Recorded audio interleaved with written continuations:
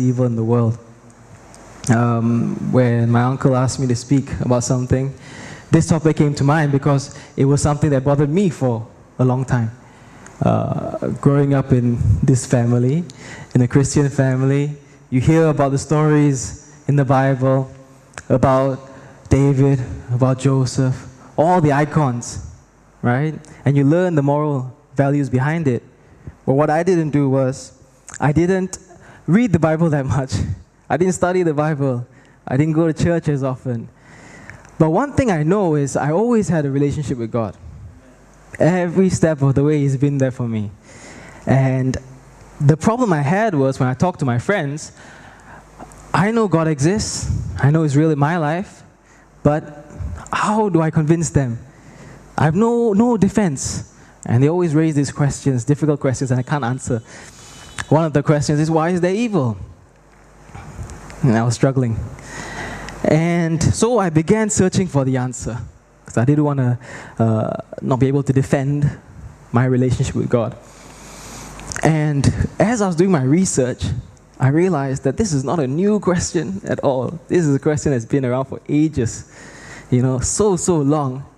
And there was a study conducted on if you had one question to ask God, just one question, what would it be? And the highest on the list was, why is there so much pain and suffering? Why is there evil? That's the highest on the list. Everyone wants to know. So I began searching, and as I was looking for the answers, one of the partners in the firm where I work gave me a CD by Rabbi Zechariah. And in that CD, he addresses this problem of evil, pain and suffering. And this is the problem. In the Bible, we talk about a God who is all-living, all-powerful, all-knowing. So if He's all-loving, that means He wants to destroy evil. It shouldn't be evil. If He's all-powerful, then He can destroy evil. It's within His power. The devil is definitely weaker than Him. So why doesn't this happen? So Rabbi Zacharias, he explains it like this. He talks about the situation in Syria, talks about the situation in Iraq, how they are killing children. I don't know how you can say that's not evil. For me, it's pure evil. And then he says that when you acknowledge something as evil, aren't you also assuming there's something as good? I think most of us can accept that. If there's evil, there's definitely good. And when you do that, aren't you also assuming there's some basis, there's some objective basis by which you differentiate good and evil? For example, most of the time we compare things, right? So we know what sadness is because we also know what happiness is, and vice versa. And I was trying to figure out a way to explain this concept better, and I thought of my friend.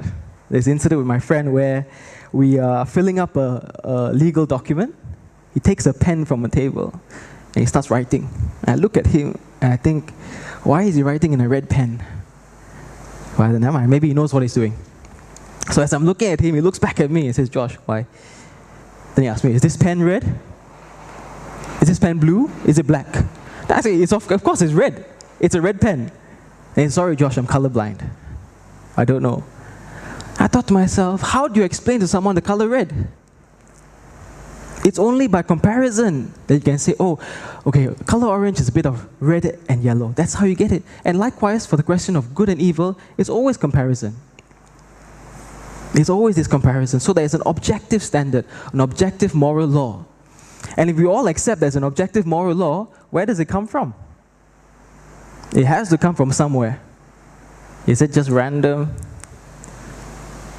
So I believe it comes from a divine being. A divine being. It comes from God. He gives us His moral standards, His moral laws. And it's objective. And if you say it comes from God, then by talking about evil, by acknowledging evil, you're actually saying God exists.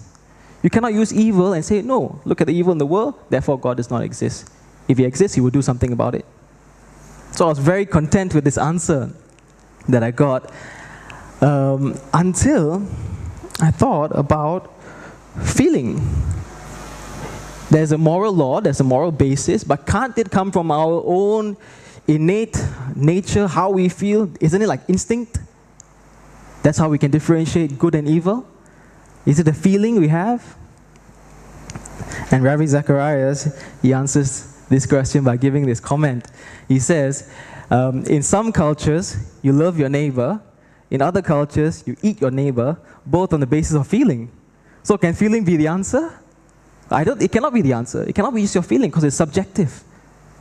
What you think is good, someone else thinks is evil. Then I thought, could it be because we are smart? We are so smart, we've been in society, we know what laws are good, what laws are bad. There too you have a problem. Because what is good now was not so good 100 years ago or 100 years later. There's one time where slavery was okay.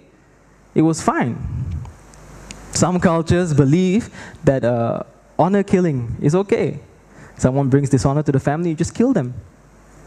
Is that right or wrong? To them, it's okay. Some cultures believe if a woman gets raped, that's her fault. We should pass judgment against her, punish her, cast her out. So again, falls back, it's subjective. There's no objective basis. Where does that come from? So when I got this, the answer for me is God. It clearly comes from God. He has given us these laws. We just have to seek it out. So when I got this answer, I was very happy, I was very excited because I can talk to my friends now. And the best part about this is, it's completely philosophical. Doesn't involve the Bible at all. And what I mean when I say this is that some people who are hostile to the message or they don't want to hear about religion, you can open them up by saying your own belief, your own premises are false. You're talking about evil, but it proves there is a God. It points towards a God rather than away from a God. And so I was very content. I was very happy. I shared it with all my friends. They didn't have a comeback. But then I thought to myself, I'm only considering one aspect of evil, which is man-made evil. The evil you see in the world caused by human beings. What they mete out to other people. What about the natural disasters in the world? What about tsunamis? They come and wipe out the earth. What about earthquakes, destroy homes? Even disease, sickness. And I'm sure all of us can relate to that. We have someone we know who has suffered. It doesn't make sense. And the problem is, because it comes from, or it does not come from humans. At least not a direct link. It does not come from humans. I believe God either causes it or He allows it. There's only two explanations. If an asteroid comes and hits the earth, how do you tie it back to a human? You can't. So God He's allowing this to happen. And that's very scary for me, because you don't want to link God and any form of evil. But when you think of the Bible, plagues God sent. Also sent the floods. Also sent fire from heaven. So he's definitely involved in this. And it's very uncomfortable. I tried looking for an answer, in the world at least. I tried looking for a philosophical answer. I couldn't find any. So I said, let me turn to the Bible. Let me look at the Bible and consider what it has to say. And I thought of Joseph. Okay, yeah, he had a tough time. He was cast out by his family. He suffered. And he was falsely accused. But there was a purpose behind all of this. There was a reason behind this. And this was to save Egypt from famine.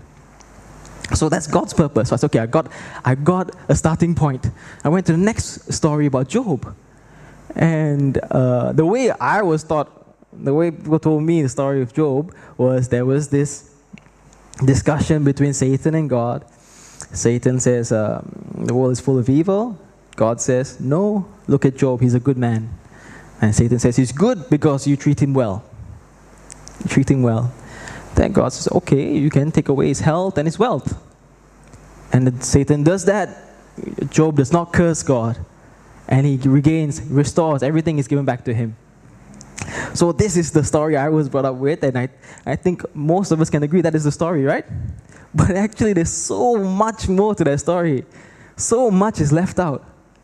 And I'm going to talk about four things about that story that really struck me. First of all, the agreement or the discussion or the wager, I'm using these terms very loosely, between Satan and God. When Satan goes and talks to God, God first says, "What are you doing here?" And his response is, "Oh, I've been around the earth. I've been to and fro, up and down." Basically, from my understanding, it means he's caused havoc. There's evil in the world. And God's response to him is, "Look at my servant Job. He is an upright and righteous man. What about him? Have you not considered him?" And Satan says, "Oh, it's only because you favor him. You favor Job, you bless him. That's why he's fearful of you. That's why he respects you. That's why he's obedient." And God, the response is so scary for me. God says to Satan, "He is in your hands. He is in Satan's hands. Do with him as you please, but don't kill him." That is what God has allowed. And I'm thinking, this guy is the best guy in the world. From your discussion, he's the most upright, righteous person. He's your example. And you're allowing the devil to do this to him? That is so unjust. Isn't that unjust? How do you explain to Job and his family what he's going through? So I couldn't understand that. But because I know the story, I know there's kind of a purpose. You know, it's kind of like a test. So that's the first thing that struck me about the story of Job. The second thing that struck me is what actually happened to Job. What actually happened? And this is amazing because this is something that's completely missed out when it was told to me. Firstly, Job, the pain and suffering he experienced is so intense. It's so intense. First, God allows Satan to take away his wealth, everything. Then he allows his health to be taken away. And he's covered, the picture is this, he's covered in sores, sitting on an ash pile because everything's been burnt. And he's using a pot and scraping his wounds. That is the picture, you know. And Rabbi Zacharias talks about a verse in the book of Job where Job says, "God, if you just let me swallow my spit, swallow my saliva one time, I will be grateful." So that's how intense it is. And all his friends, Job's friends, come and they see Job and they don't talk to him for 7 days. Can you imagine how bad that was? You come and see your friend, you can't console him, you can't say anything, just quiet for 7 days. No one said a word. So it's horrible. It's horrible. And the second part of that is the disaster, the bad things that happened to Job. It wasn't like a bad season. It wasn't like misfortune, you know, over a span of a year, a month. Everything bad happened in one day. In one day. And I printed this up because I have to read to you so you understand what I mean when I say one day. Not even 1 day, 1 hour. Okay, so it is chapter 1, verse 14 to 19. It starts like this. A messenger came to Job and said, "The oxen were plowing and the donkeys were grazing, and the Sabaeans attacked and made off with them. They put the servants to the sword. I am the only one who has escaped to tell you." While he was still speaking, another messenger came. "The fire of God fell from the heavens and burned up the sheep and the servants. I am the only one who escaped to tell you." While he was still speaking, another messenger came and said, "The Chaldeans formed 3 raiding parties and swept down on your camel and made off with them. They put the servants to the sword. I am the only one who has escaped to tell you." While he was still speaking, a messenger came and said, "Your sons and daughters were feasting and drinking wine at your older brother's house. Suddenly a mighty wind swept from the desert, struck the 4 corners of the house. It collapsed on them, and they are dead." And this is, for me, this is the devil's word, confirm. Because what's the devil's objective? He wants Job to curse God. Now, if it happens over a long period of time, you'll be saying, it's just bad luck. God is testing me, teaching me. But if all this happens immediately, one after the other, where would you point your finger at? Or at least question, or at least ask or talk. You surely will ask God, what's going on? This is not accident. This is clearly divine. So this is what happened to Job. And he did complain. He did complain to God. He did talk to God about it, but he never cursed God. And the third thing I want to stress in this story is all of Job's children were killed. All, And it's so hard to accept because on earth, our value system, or a lot of us at least, life is so sacred. Next to God, life is so sacred. When someone dies, it's a massive tragedy. And when the children are killed, I always think, how does God feel about this? How does God feel about this? What does He think of life? And what I'm starting to believe that for God, when you die, it's just a transition. We are so focused on this earthly world because that's all we can see, that's all we know. And so when someone is gone, it's complete separation. But for God, it's not. You're just here, He takes you and puts you there.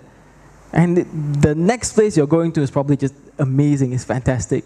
So when I'm sure He feels sad for us, but at the same time, He knows where you're going. So when people die, it's not a big thing for Him. For me, what I believe the biggest thing for Him is your relationship and love. Your relationship with Him and love. These are two biggest things for Him. And so when I heard this story about Job and the family is dying, I not too comfortable. But then the answer comes. This is the fourth point I want to make. And this answer is great. I also printed it out. God finally responds. Finally gives Job an answer. And the answer is over 60 questions. God asked Job over 60 questions. I'm thinking to myself, I'm already in this state. I'm already complaining and asking you what's going on, and you ask me 60 over questions. What kind of an answer is that? What kind of an answer is that? And just in case Job thinks God is just asking rhetorical questions, God starts like this. It starts by telling Job, I will question you, and you will make it known to me. And I just got a few of the questions. The questions are quite epic because impossible to answer. First, where were you when I laid the foundations of the earth? Who determined its measurements? Have you commanded the morning? Have you walked the recesses of the deep? Have the gates of death been revealed to you? Have you comprehended the expanse of the earth? Who has begotten the drops of dew? From whose womb did ice come forth? Do you know the ordinances of the heavens? Can you lift up your voice to the clouds? Can you set forth lightning? Who has put wisdom and given understanding to the mind?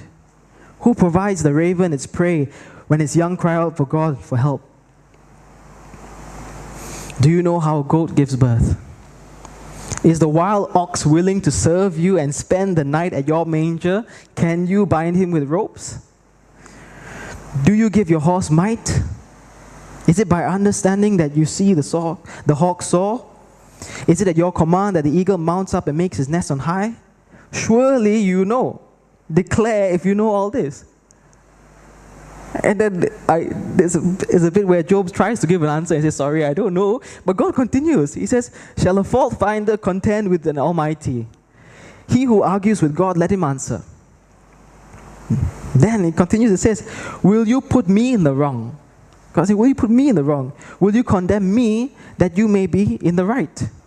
Who has given to me that I should repay him? My understanding of this is, God is telling Job, look, you don't know a lot. You don't know a lot. You know nothing, in fact. And you accept it. We are fine. And that's how I so feel, until these bad things are visited upon us, we kind of just carry on. It's only when these things happen that we start to question. And the way I look at it, we are on this earth for a very short period of time. Our minds are limited. Who knows what God has in store in His infinite wisdom? Surely He has a good plan for you. So when I looked at this, okay, I got the two answers. One is the existence of evil, good and evil. We already addressed that. So it points towards God. Secondly, for the natural disasters and everything, God has a plan, has a purpose. Like just Joseph's situation. People were saved. The outcome was good. Although when he was going through it, it was not fun. And then I realized one more thing. That the reason there's evil in the world is also because God has given us free will. God has given us free will, and He intends for us to exercise it for good. He wants us to do good, love, have a relationship. But it is only meaningful, there's only value to your goodness if there's an option to do bad. There must be that option to do bad. Then your choice is meaningful. There is some value. So God cannot take away your probability of doing bad things without taking away your free will. And when I think about taking away your bad things, who here has not sinned? If it means taking away, it takes you out of the equation. Not only according to the laws of the world, but according to His laws. So all these things are to make you a better person. All these things are to develop a relationship with Him. So I got these two answers. I was fairly satisfied. And I said, okay, God, the second answer doesn't reveal much. It just says you are in control. There is a purpose. But surely you can hint something to me. You can tell me something at least, why there is evil, what good comes out of evil. When I thought of that, I was like, okay, I can think of good things come out of evil. First thing that happens when there's catastrophe, when there's tragedy, is our awareness. We slowly become more and more aware. There is this C.S. Lewis. He says this. He said, God whispers in our pleasures. He speaks in our conscience. And He shouts in your pain. When you have pain in your life, that's when you know, okay, I've got to do things right. I've got to talk to God. Everything changes. You don't learn many good things in times of pleasure. Or the good times. So I said, okay, that's one. You change your character. And become a better person. To the community, we help the community when bad things happen. We pray. How much more do you pray? If not for what happened in Iraq and Syria, I don't think any of us would even send a prayer to talk to God about this. And I think He does a lot of work based on our prayers. In fact, I remember when I was in UK. When I was in UK, it's a bit different. I was very, very studious. I studied a lot. I was very prepared for my exams. Sometimes I don't even recognize that part of me anymore because I remember there was one exam. Full marks is 120. That's the full marks you can get for the exam. I got 118. I told the teacher, I want to resit this paper. I don't know how. Crazy. It's so crazy, But the thing is, I never talked to God much about it. I just did it and relied on myself, and everything was fine. When I came back to Malaysia for one reason or another, things changed, and I was so dependent on God. I just did not do enough for the exam. And you pray every day, not even every hour you're praying. For 2 months, I just keep on praying, God, please, just get me out of this. I need to pass the exam. And because of that experience, although I didn't do enough to clear this exam, somehow, some miracle, He made me pass. And that's a miracle in my life, and I have that relationship with God. So He has drawn me closer through that experience. So although I hate it, but okay lah, there's some kind of purpose in that. What else? And there is also a saying. There's also a saying that you don't look up until you're flat on your back. You don't look up until you're flat on your back. It's amazing, it's so true. And a lot of times when we pray, and so-called nothing happens, I think we must examine what you're praying for. Because sometimes if you pray for something not to happen, life just carries on. When it does happen, you're like, God, you're terrible, how can you let this happen? But you don't know for how many years He's prevented it. How many years your prayers have done something. So I think we should be so grateful to God because of this. I'm sure I've covered most of it, but I left out of it. That is actually the conclusion of my talk today. I hope you guys are blessed.